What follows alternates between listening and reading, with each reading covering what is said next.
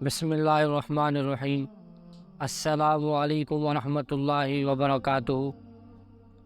صدقہ فطر کا بیان اور اس کے مسائل۔ تو رمضان المبارک کے مبارک ماہ میں ایک اللہ تعالیٰ کا یہ بھی فرمان ہے کہ ہم صدقہ فطر ادا کریں، اور اس کے فائدے کون سے؟ ایک تو حدیث میں آیا ہے کہ جب ہم روزہ رکھتے ہیں اور روزوں میں ہم سے لغزشیں ہو جاتی ہیں، ہم سے کوتاہیاں ہو جاتی ہیں، غلطیاں ہو جاتی ہیں، تو اگر ہم صدقہ فطر ادا کریں گے تو اللہ تبارک و تعالیٰ اس کی برکت سے ہمارے روزوں کو قبول فرمائیں گے، اور جو لغزشیں ہو گئی، کوتاہیاں ہو گئی، وہ اللہ تبارک و تعالیٰ دور فرمائیں گے۔ اور اس صدقہ فطر کا دوسرا فائدہ یہ ہے کہ جو غریب آدمی ہیں، جو بیچارے غریب افراد ہیں، ان کو عیدی مل جاتی ہے اور ان کو پیسے مل جاتے ہیں تاکہ وہ بھی اچھے طریقے سے عید ادا کر سکیں۔ تو ہمیں صدقہ فطر ادا کرنا چاہیے۔ رمضان میں ادا کر سکتے ہیں، عید والے دن ادا کر سکتے ہیں۔ جب تک ہم ادا نہیں کریں گے تو اس وقت تک یہ صدقہ فطر ہمارے اوپر واجب رہے گا۔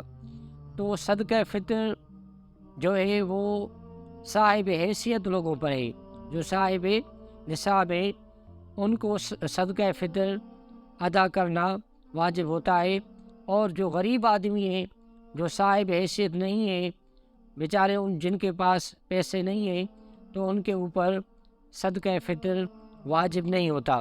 اور ایک مسئلہ یہ ہے کہ جس نے روزے نہیں رکھے اس کے اوپر بھی صدقہ فطر جو ہے وہ واجب ہے۔ تو اگر ہم گندم کے حساب سے اگر ہم صدقہ فطر دیں گے تو اس کی جو قیمت ہے وہ ہے 320 روپے۔ اگر ہم صدقہ فطر ادا کریں گے گندم کے حساب سے تو اس کی قیمت ادا کرنی پڑے گی ہمیں 320 روپے۔ اور اگر ہم جو کے حساب سے صدقہ فطر ادا کرنا چاہیں تو اس کی قیمت ہے 800 روپے۔ اور اس طرح اگر ہم کھجور کے حساب سے صدقہ فطر ادا کرنا چاہیں تو اس کی قیمت ہے 2800 روپے۔ اور اگر ہم کشمش کے حساب سے صدقہ فطر ادا کرنا چاہیں تو اس کی قیمت ہے 6400 روپے۔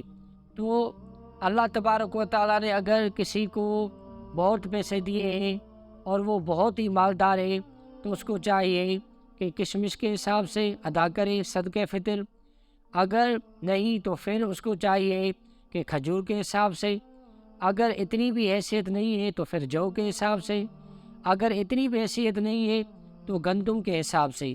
تو گندم کے حساب سے صدقہ فطر جو ہے وہ ہے، اس کی جو قیمت ہے وہ ہے 320 روپے کلو۔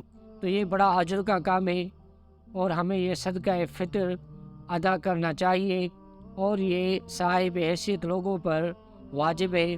اللہ تعالیٰ سے دعا ہے کہ اللہ تبارک و تعالیٰ ہمیں عمل کرنے کی توفیق نصیب عطا فرمائے۔ وآخر دعوانا ان الحمد للہ رب العالمین۔